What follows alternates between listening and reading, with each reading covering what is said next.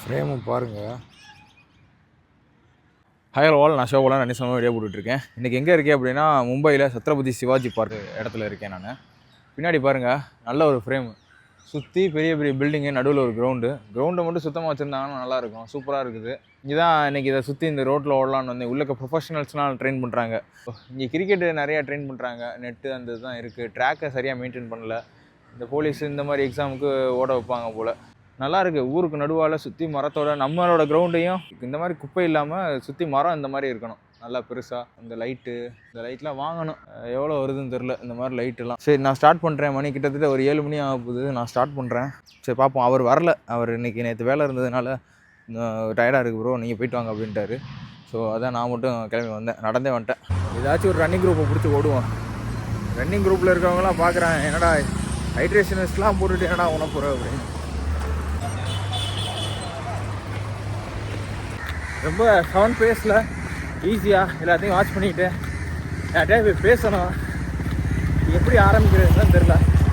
So வந்து சிவாஜி பார்க்கில் வந்து 10 கிலோமீட்டர் நான் இன்றைக்கி ரேஸாக ஓடிருக்காங்க. உங்கள் பேர் பிரதர்? நவீன் பிரசாத். நம்ம ஊர் தான், தமிழ்காரங்க. பக்கத்துலேயே கடல் இருக்குது. கடல் போய் பார்க்க போகிறோம். ஆனால் நான் பார்த்ததில் ரொம்ப சந்தோஷம். ஆக்சுவலாக மும்பையில் எதிர்ச்சியாக நாளைக்கு தான் இது சிவாஜி பார்க் வரேன்னாரு. எதிர்ச்சியாக இன்றைக்கே மீட் பண்ணிட்டோம். ஆமாம், இன்றைக்கி போக வேண்டிய இடத்துக்கு போக முடியல. இன்றைக்கி இவங்களுக்கு 10 கிலோமீட்டர் ரேஸ் போல். அதை முடிச்சுட்டு அப்படியே வராங்க. அண்ணனோட ஈஸி இருந்தால் என்னோட மேக்ஸிமம் பேசு. இவங்க டாக்டராக இருக்காங்க. இப்போ இவங்களோட ஒரு டவுட் ஒன்று கேட்கணும். எனக்கு இந்த 42 கிலோமீட்டர் ஓடினேன் கடைசியாக. ஓடினதுக்கப்புறம் கிட்டத்தட்ட ஒரு 100 மெசேஜஸ் மேலே ஒரு போஸ்டர் ஒன்று அனுப்பிச்சி விட்டாங்க. Poster plus reel. இப்படி வந்து லாங் டிஸ்டன்ஸ் ரன்னிங் பண்ணுறதுனால 41% வந்து டெஸ்டோஸ்டெரோன் வந்து லோ ஆகுது அப்படின்னு. இப்போ டெஸ்டோஸ்டெரோன் குறையுமா குறையாதா? டாக்டராக உங்கள் சைடு என்ன? டெஸ்டோஸ்டெரான் வந்து மெயினாக வந்து நமக்கு கொலஸ்ட்ரால் இருக்குல்ல, அதுல இருந்து தான் நமக்கு உருவாகுது. சரி, இப்போ நம்ம ரொம்ப ரன்னிங் போனோம் அப்படின்னாலும் நமக்கு வந்து உடம்புல ஸ்ட்ரெஸ் ஆகும். அந்த ஸ்ட்ரெஸ்ஸு வந்து கேத்த அடிக்குவேட்டாக ஸ்ட்ரெஸ்ஸு ரிலாக்ஸேஷன் அந்த மாதிரி நம்ம வந்து கரெக்டாக அதை பேலன்ஸ் பண்ணி போகணும். இப்போ நம்ம ரொம்ப ஒரே முட்டா எந்த ஒர்க் பண்ணாலும் நமக்கு இந்த ப்ராப்ளம் வரதான் செய்யும். ஸோ இப்போதைக்கு அந்த நீங்கள் சொல்கிற அந்த டெஸ்டோஸ்டெரான்ங்கிறது வந்து ஆபத்து இருந்தாலும், ஆனால் நீங்கள் ரெகுலராக நீங்கள் வந்து ஒரு டெய்லியுமே நீங்கள் என்ன 30-40 நான் ஓடுறோம். எப்போயாவது ஒரு எக்ஸசைஸ் தானே. ஆனாலும் நமக்கு அந்த ஆகிற ஸ்ட்ரெஸ்ஸும் கூட அது வந்து ஒரு கொஞ்சம் பீரியடில் நம்ம அடுத்தடுத்த நாளில் நம்ம ரிலாக்ஸ் ஆயிரும். நமக்கு அந்த ரிப்ளனிஷ் ஊறிடும். அதெல்லாம் ஊறிடும். அதனால் இதை பற்றிலாம் யோசிக்காமல் ஓடுங்க, சும்மாவே இருக்காமா. இவர் ரன் கிளப் வச்சு ஷூ ஒன்று கொடுக்குறாங்க போல் 10 கிலோமீட்டர் ஈவெண்ட்டுக்கு.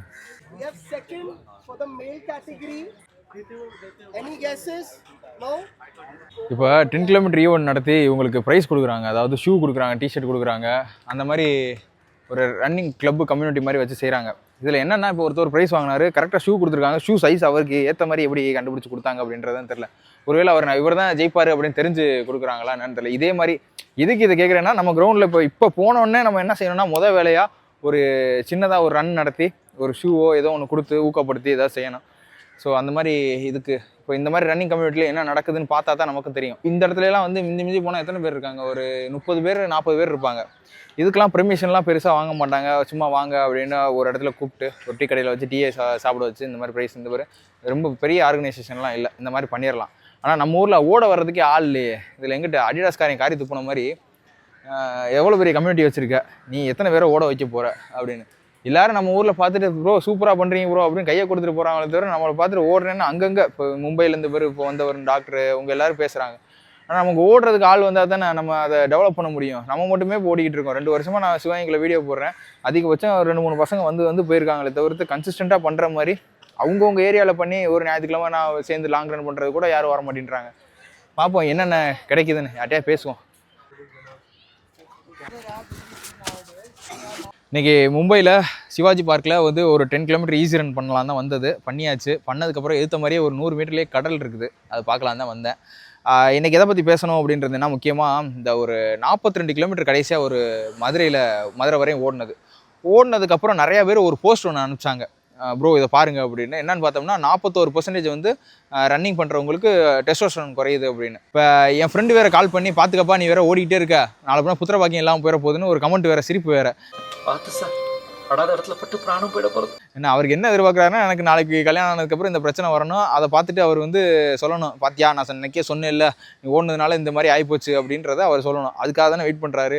ஸோ இப்போ நான் என்ன சொல்கிறேன்னா, அப்பார்ட் ஃப்ரம் ரீப்ரொடக்ஷன், டெஸ்டோஸ்டெரானை வச்சு இனப்பெருக்கம் பண்ணுறதை தவிர்த்து நம்ம என்னென்ன பெனிஃபிட்ஸ் இருக்குன்னு பார்த்தோம் அப்படின்னா, இப்போ மசில் மாஸ் போடுறதா இருக்கட்டும், போன் டென்சிட்டி அதிகப்படுத்துறதா இருக்கட்டும், ஹேர் க்ரோத்தாக இருக்கட்டும், கான்ஃபிடென்ட்டாக இருக்கிறதா இருக்கட்டும், அதுதான் அந்த டெஸ்டோஸ்டெரானோட பவர்.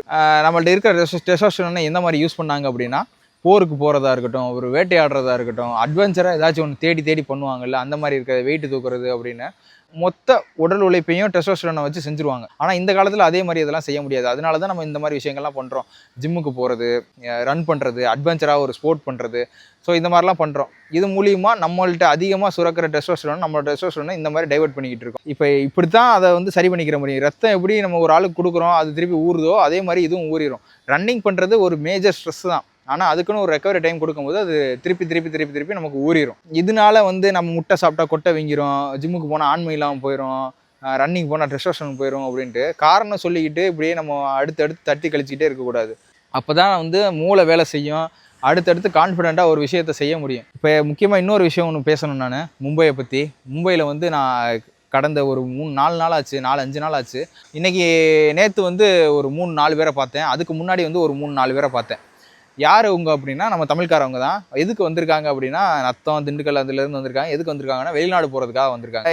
என்ன வேலைக்கு ப்ரோ அப்படின்னு கேட்டால், லேபர் கேட்டகரி, ஸ்டீல் ஃபிட் பண்ணுறவங்க அந்த இதுக்கு போகிறதுக்காக வர்றாங்க. எனக்கு என்ன வருத்தமாக இருக்குது அப்படின்னா, நம்ம ஊர் நம்ம மக்களை வந்து இப்படி வந்து ஒரு அரபு நாடுகளுக்கு வந்து ஒரு என்ன சொல்கிறது, லேபர் இதுக்கு என்ன வார்த்தை கரெக்டாக இருக்கும், ஒரு வேலைக்குன்னு ஆள், ஒரு சீப் லேபர்ஸ் அப்படின்னு எடுக்கணும் அப்படின்னா அரபு நாடுகளாக இருக்கட்டும், மித்த நாடுகளாக இருக்கட்டும், இந்தியாக்காரவங்களும் எடுக்கிறாங்க. அதுவும் நம்ம தமிழ்காரவங்க போகிறதுன்றது, தமிழ்காரவங்களா பக்கத்தில் இருக்கிற மாநிலமான ஆந்திராவோ, அவங்க ஆந்திராக்காரவங்களும் 2-3 பேரை நான் நேற்று பார்த்தேன். அவங்களுமே இந்த மாதிரி வேலைக்காக தான், இன்டர்வியூக்காக வந்திருக்காங்க. இவங்கெல்லாம் வந்து ஆன்சைட்லேயோ இல்லை ஒரு வேலையிலேருந்து கம்பெனிக்காரவங்களே ஸ்பான்சர் பண்ணி, நீங்கள் போய் சிவபாலன் நீங்கள் போய் இந்த வேலையை நீங்கள் தான் முடிக்கணும் அப்படின்லாம் அனுப்பலை. அவங்க எதுக்கு போகிறாங்க அப்படின்னா, வாழ்வாதாரத்துக்காக போகிறாங்க. இங்கே தமிழ்நாட்டில் சரியான வாழ்வாதாரம் இல்லை அப்படின்னு போகிறதுன்றது ரெண்டாவது. இப்போ நம்ம ஊர் பசங்க, எங்கள் ஊரை சிவகங்கையை பொறுத்தவரையும் நிறைய பேர் வெளிநாட்டில் போய் வேலை வைப்பாங்க. எப்படி போகிறாங்க அப்படின்னா, படிக்கிற வயசில் சரியாக நம்ம படிக்கிறது இல்லை. நானுமே படிக்கிறது இல்லை. மூளைக்கு வேலை கொடுத்தோம்னா அது இப்படி உடம்புக்கு கஷ்டம் கொடுக்கணும்னு அவசியமே கிடையாது நமக்கு. இப்போ அந்த வாழ்கிற வயசில், இப்போ 20 வயசு, 22 வயசு, 25 வயசு வரையும் பசங்க என்ன பண்ணுறாங்க, எங்கள் ஊரில் என்ன பண்ணுறாங்கன்னு பார்த்தீங்கன்னா, கிராமத்தில் இருக்கிறவங்க அதிகமாக அந்த வெளிநாட்டுக்கு விரும்பி போகிறாங்க. படிக்க முடியாமல், அவங்களுக்கு படிப்பு வரலைன்ற ஒரு காரணத்தை சொல்லிட்டு தட்டி கழிச்சிட்டு அந்த ஊர்லேயே சுற்றுறது, மாடு பிடிக்கிறேன்ட்டு சுற்றுறது, என்ன எவ்வளோக்கு எவ்வளோ சந்தோஷமாக தெரிய முடியுமோ அவ்வளோக்கு எவ்வளோ சந்தோஷமாக தெரிகிறது.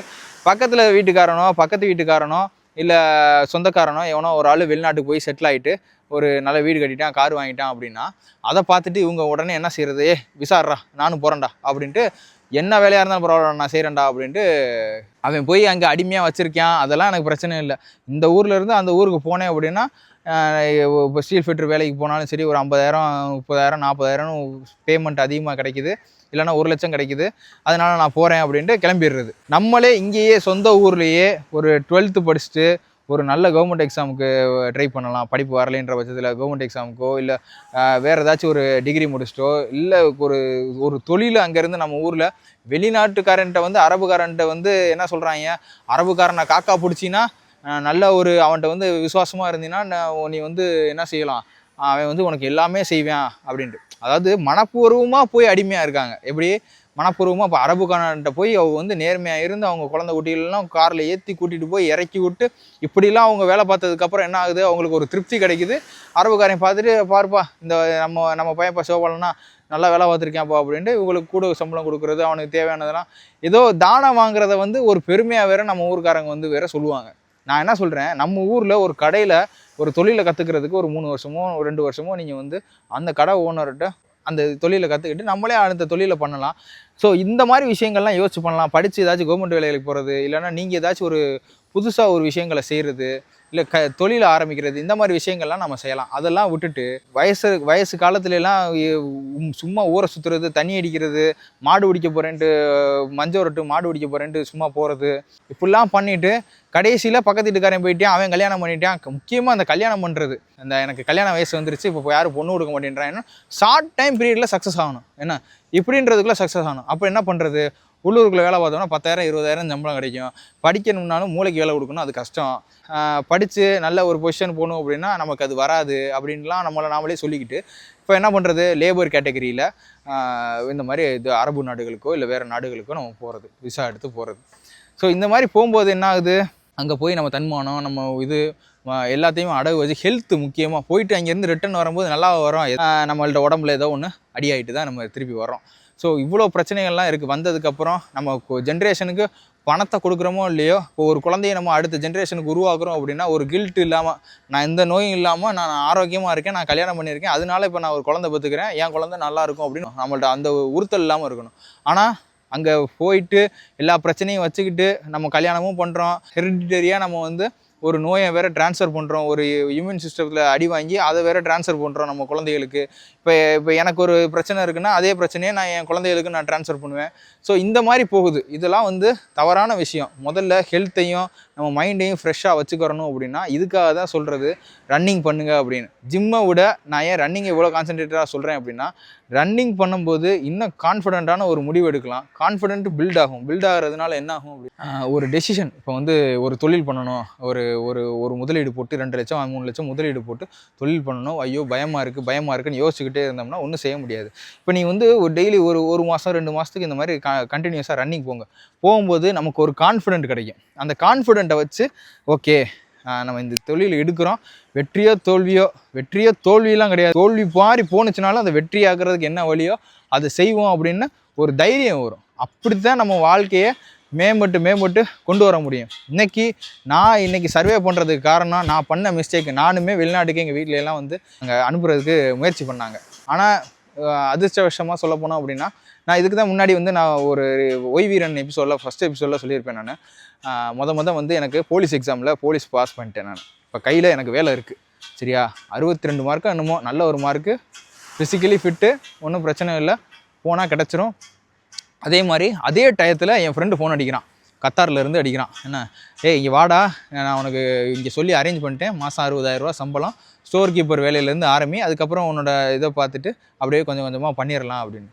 என் மைண்டு கேட்கல. என்னென்ன போலீஸ் வேலைக்கு இதுக்காடா நீ இத்தனை வருஷம் கஷ்டப்பட்ட, இன்னும் கொஞ்சம் படிச்சினா ஒரு எஸ்ஐ ஆகலாம், இல்லை டிஎஸ்பி ஆகலாம், கொஞ்சம் பொறுமையாரு, இந்த வேலை வேணாம், வெளிநாடு வேணாம்.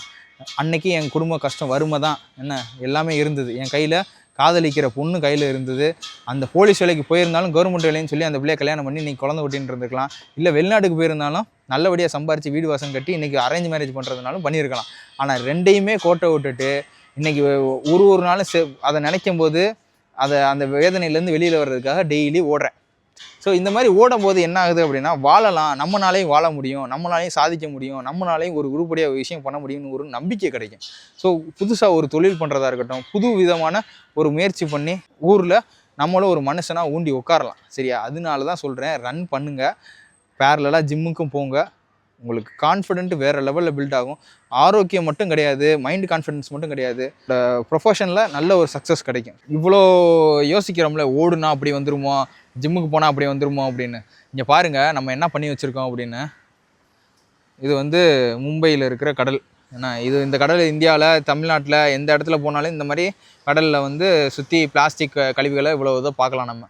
இது என்ன ஆகும், இந்த மாதிரி பிளாஸ்டிக் கழிவுகள்லாம் கொஞ்ச நாள் அப்படியே இது ஊந்து மைக்ரோ பிளாஸ்டிக்காக போய் கடலுக்குள்ளே போய் சேர்ந்து மீன் அதை போய் சாப்பிடும். மீனோட தன்மை வந்து அது கெட்டு போகும். இதைத்தான் நம்ம வந்து மீனாக பிடிச்சி நம்ம சாப்பிட்றோம். இப்போ மண்ணில் விழுகுது அப்படின்ற பட்சத்தில் மண்ணில் வந்து மைக்ரோ பிளாஸ்டிக் போய் சேர்ந்து மண் கெட்டு போய் மண்ணில் விளையக்கூடிய நிறையா வெஜிடபிள்ஸாக இருக்கட்டும், அந்த இடத்துல வாழ்கிறதா இருக்கட்டும், இதெல்லாம் இப்போ நமக்கு வந்து பாதிக்கப்படும். உண்மையாகவே நம்ம கவலைப்படணும் அப்படின்னா, நம்ம நாடு, நம்ம நாட்டு மக்கள், மண், இதெல்லாம் வளம் கெட்டு போய் கிடக்கு, இவ்வளோ குப்பையாக இருக்குது. உலகத்திலேயே மோஸ்ட் டர்ட்டியஸ்ட் கண்ட்ரி அப்படின்னு பேர் வாங்க போகுதுன்னா இந்தியா இன்னும் கொஞ்சம் நாளில் வந்துடும். ஏற்கனவே வந்து பாப்புலேஷனில் நம்பர் 1 இருக்குது. மித்த விஷயங்கள் இந்த எய்ட்ஸோ ஏதோ ஒன்று அந்த மாதிரி விஷயங்கள்லாம் நம்ம கரப்ஷன் இந்த இதுலாம் நல்லா முன்னேறி வந்துக்கிட்டு இருக்கோம் நம்ம. ஸோ அந்த மாதிரி பார்க்கும்போது இந்த மாதிரி பிளாஸ்டிக் கழிவுகள் ஒரு ஜனத்தொகை அதிகமாக இருக்கிறதுல நம்ம ஊர் வந்து இன்னும் கொஞ்சம் நாளில் பெருசாக இருக்கும். உண்மையாகவே நம்ம வந்து கவலைப்பட வேண்டியது என்னென்னா, இந்த பிளாஸ்டிக் குப்பை கடவுளே வந்து ஆட்சி பண்ணாலும் இந்த பிளாஸ்டிக் குப்பையை எடுக்க முடியாது. ஏன்னா அந்த மாதிரி இருக்குது. எல்லா இடத்துலையும் மூளை முடுக்கு எல்லாத்துலேயும் இந்த பிளாஸ்டிக் குப்பை இருக்குது. கொஞ்சம் கூட நம்மள்ட்ட சிவிக் சென்ஸே இல்லை அப்படின்னு நம்ம ரீல்ஸ்லாம் பார்த்தீங்கன்னா கமெண்ட் போட்டுக்கிட்டே இருக்காங்க. மோஸ்ட் டர்ட்டியஸ்ட் கண்ட்ரி எதுன்னு கேட்டால் இந்தியான்னு எல்லாரும் சொல்கிறது பார்த்துக்கிட்டே தான் இருக்கோம். நம்ம ஏன் கல்யாணம் பண்ணுறோம், எதுக்கு குழந்தை பெற்றுக்குறோம் அப்படின்றது ஒரு பர்பஸே தெரியாமல் நம்ம வாட்டுக்கு அடித்து கல்யாணம் பண்ணி அப்படியே போட்டு கிட்டத்தட்ட 140 crores மேலே போய்கிட்டு இருக்கு. இப்போ வந்து எனக்கு வந்து கல்யாணம் ஆகலை, எனக்கு பையங்க இல்லை, இப்போ என் மருமையாக இருக்கான், அவன் வாழ்கிறதுக்கு நல்ல ஊரை கொடுக்கணும். இப்போ ஏதாவது ஒரு விபத்தில் ஏதாச்சும் ஒன்று ஆகுது அப்படின்னா பரவாயில்ல, வாழவே முடியாத அளவுக்கு சூழ்நிலையை உருவாக்கி வச்சுட்டு நம்ம எப்படி பிள்ளைகளை வந்து இது பண்ண முடியும்? எல்லாருக்கும் கல்யாணம் பண்ணுறீங்க, அவசர அவசரமாக பண்ணுறீங்க வயசாயிருச்சு அப்படின்னு. எப்படி உங்கள் குழந்தைகளுக்கு ஒரு ஆரோக்கியமான ஊரை கொடுக்குறோன்றதை பற்றி யோசிக்கவே மாட்டேன்றீங்க. இப்போ ஒரே ஆப்ஷன் தான் இருக்குது. ஒன்று போராடி இந்த ஊரை சரி பண்ணணும், இல்லை அப்படின்னா முடிஞ்ச அளவுக்கு காசு சம்பாரிச்சிட்டு இந்த ஊரை விட்டு போய் ஏதாச்சும் ஒரு நல்ல வெளிநாட்டில் நல்ல சுத்தமாக இருக்குது நல்லா நிர்வாகம் பண்ணுற ஊரில் போய் தங்கணும். அப்படி தான் பண்ணுற மாதிரி இருக்குது. வேறு என்ன செய்கிறது?